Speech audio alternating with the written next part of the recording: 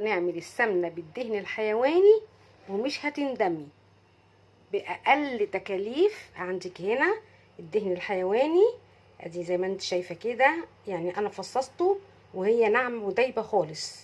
ما تحطهاش في الفريزر عشان احنا هنطحنها في الكبة. وعندي كوباية من السمنة، اي سمن نباتي، وعندي كوباية من الزيت النضيف مش زيت التموين. هنجيب الكبة بتاعتنا وهنحط فيها الدهن الحيواني وهنفرمه. ده دهن عجالي مش فرم، زي ما شايفين اهو. شايفين الفرم ناعم ازاي اهو. هحطه دلوقتي، سخنت الحله واحطه فيها. بعد ما اتفرم كده بقى هضيف عليه كوبايه الزيت وكوبايه السمنه. شايفين منظرها عمل ازاي اهي، سمنه ورايقه كمان اهي.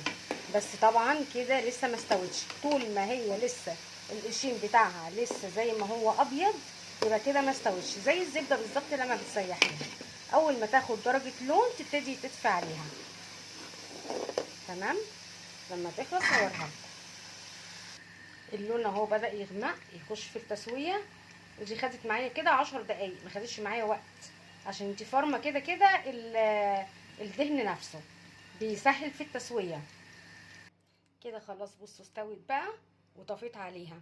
هبتدي هصفيها زي ما هي سخنه كده، بس مش هعبيها في برطمانات دلوقتي لما تبرد خالص. كده السمنه بتاعتي اهي صفيتها، وادي القشيم اللي طلع. ممكن تقدري تفرميه تطحنيه وتحطيه في برطمان تاخدي منه برضو عامل زي المرطه. ممكن تعملي بيه بيض طعمه جميل جدا زي ما انتم شايفين كده. هعبيه في البرطمانات واوريهولكم. عبيتهم اهو في البرطمانات زي ما انتم شايفين. ممنوع تحطيهم سخنين في التلاجة، يبردوا خالص وبعدين غطيهم، وبعدين تشيليهم في التلاجة وتاخدي منهم وقت ما انت عايزه. ممكن تخلي البرطمان بره. دي عندي حته من القديمه برضو في برطمان، دي متجمده في التلاجة خلاص قربت تخلص. قلت اوريها لكم برضو بعد ما بتتجمد بتبقى شكلها ايه. يا رب الوصفه تعجبكم، جربوها هتوفري كتير. بألف هنا وشفا.